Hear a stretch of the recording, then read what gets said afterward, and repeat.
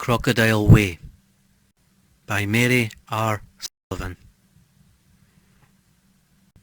I went home in 51, but was posted back in 55 and went up to Ellis's place in Kluang to visit. On a night so sticky that the clouds were too tired to relax and let the rains come, he told me about it. He told me of the night Jock Buchanan and Haji Noor died. Maybe the oppressive atmosphere or the intensity of his talk had its effect. He sat in a great basket-work chair. The darkness concealing his body and the disembodied voice pierced the gloom between us, seeking somewhere or someone to pick it up and exorcise it from the brain.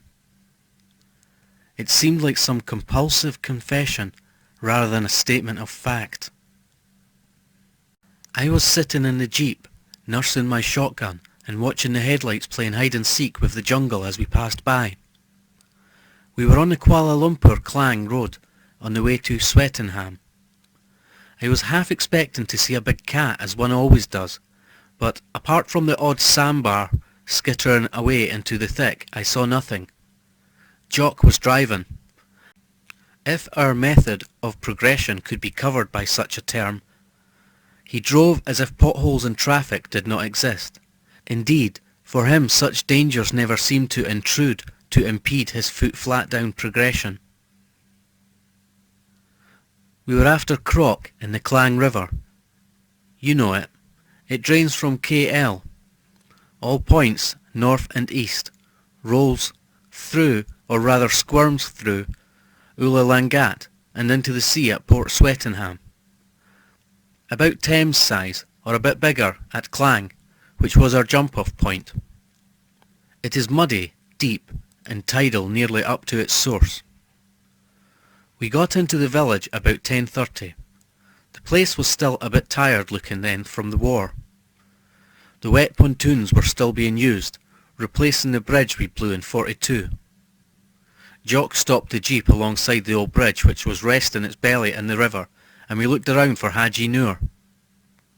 He was sitting, unsmiling as usual, on the bank. He was still surprised by people being stupid enough to pay him for that which he liked doing.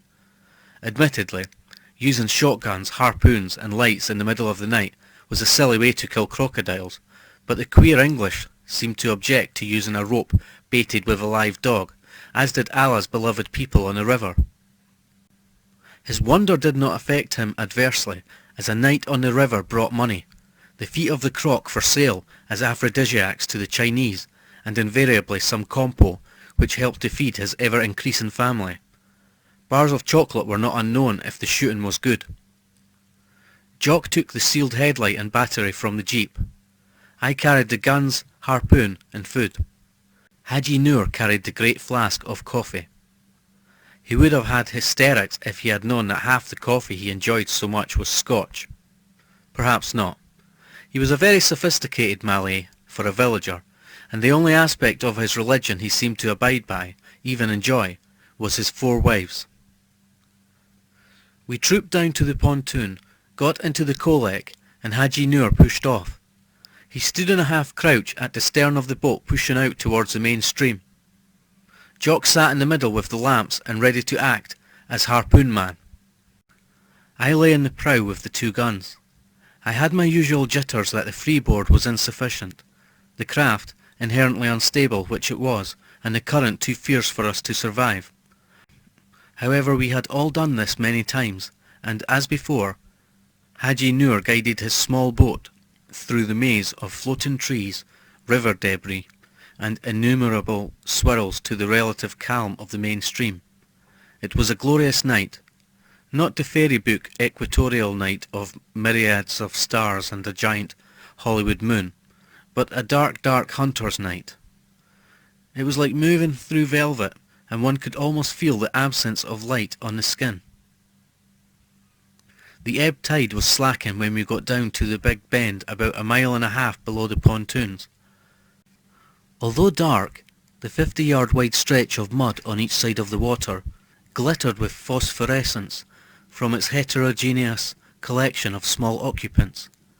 We swung on the tide, and Jock switched on the headlamp, Immediately 4 blood-red diamonds, unwinking, returned the light to us.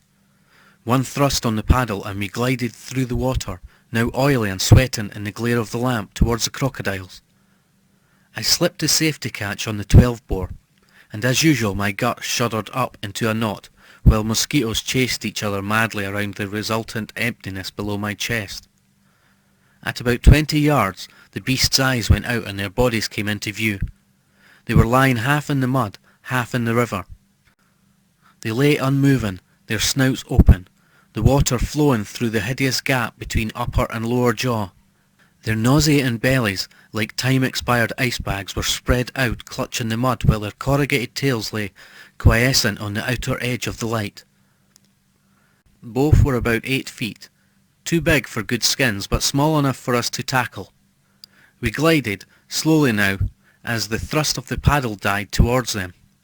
Nothing moved, even the slap-slap of the water against the hull of the boat merged into the surrounding stillness. At 5 yards the crocs twitched, preparatory to moving. I squeezed the trigger at the nearest beast. Through the flame and smoke I saw my heavy shot slam into its face just above the eyes. The whole scene exploded in sound and fury of movement. The reptile contorted itself into a galvanic mass of hate, and in a convulsive effort to reach the water and us, came right off the ground, its giant tail thrashing and twitching to gain power. Hadji Noor swung the coal-like broadside on as Jock hurled the spear. Left to its own devices, the headlight beam swung away from the sky like a maddened cyclops, and the river scene went dark. With no light, the beast seemed to be thrashing among us in the boat. After an eternity of noise and fury, silence. Then, as Jock pulled on the rope, another outburst just as violent but of shorter duration. We pulled in the croc, knifed it in the water and lashed it to the boat. My stomach slowly unknotted, and the cold sweat, a product of fear and excitement combined, poured down my back. Jock recaptured the headlamp, and in its light I could see his shirt stuck to his body like a black skin, and there was moisture pouring down his face. We stopped then, awaiting the tide with the boat just resting on the mud, and ate some food, washed down with the coffee. When the tide turned, small waves hammered insistently on the boat as if seeking admittance. We pushed off up the river, then with Jock in the prow and myself amidships with the light and harpoons. We went up river with the tide and soon reached the inside of the Big Bend. Perhaps you know it. Lim Cheng was killed there by the Fijians. About 15 yards from the bank I switched on the beam. The bank burst into life. I should have switched off the light, stopped Jock from shooting. I did not. I was paralysed with shock. I think we all saw the enormous estuarian crocodile at the same time. I do not know if Jock was conscious of its size or even cared. My scream, "Don't shoot," and Hadji Noor's prayer were both unavailing. Our cries mingled with the reverberating percussion of the shot. One of the giant diamonds on the bank abruptly disappeared as the shot went home. The monster reptile on the bank jerked convulsively with pain, hurled itself into the water and slammed into the boat. The impact hurled me into the bottom of the craft in a mess of leg and harpoon ropes. I heard Hadji Noor cry out, and the stern lifted as he fell into the water. The boat lifted even more as Jock went overboard. The headlight caught in the rope toils and locked onto the water, its beam illuminating the bank. I scrambled up and looked over the side. Jock was running fast over the mud flat for the safety of the bank. For a moment my relief was intense, and then the full horror of what was about to happen struck me, as indeed it must have penetrated Jock's mind at the same time. For the first time in his life he had let fear overcome his reason. He had panicked and lost his nerve. He had swum for the bank, and then, deceived by the nearness of the bank and the innocent appearance of the mud gleaming like golden sand, had tried to cross that deadly flat. Like a man with magnets on his feet, his steps got slower and shorter, as if the mass of his body was too much to carry. His feet first, then his ankles sank into the slime with each step. The crust broke. He went in up to his knees and then could go no farther. He half turned towards the water. I saw the look of relief on his face transformed to one of terror as he realized he could not return to the boat. He looked back again towards the bank, now impossible to attain. Shock then flattened his face into a rubber mask devoid of all expression. He did not speak or cry out. His head dropped on his chest. He may have been praying. I don't know. Without conscious thought, I found the second shotgun. I do not remember either raising or aiming it. I did not hear the sound or feel the kick as I squeezed the trigger. Jock pitched forward onto the mud from his waist. The slime gripped him, sucked the body down and closed its smooth, innocent-looking surface over the indentation. Even his footprints had been washed out. My mind started to function again.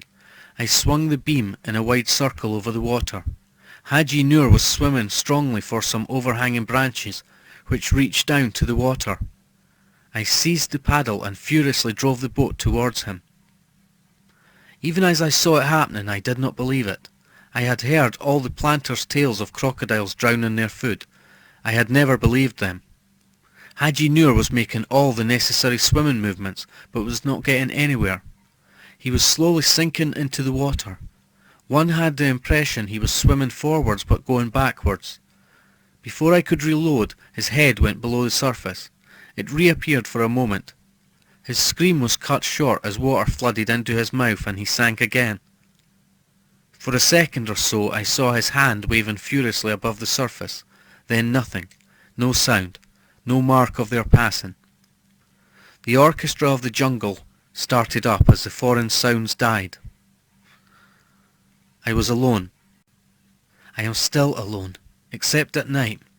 Then, in a nightmare of sleep or wakefulness, I know not which, they are with me again.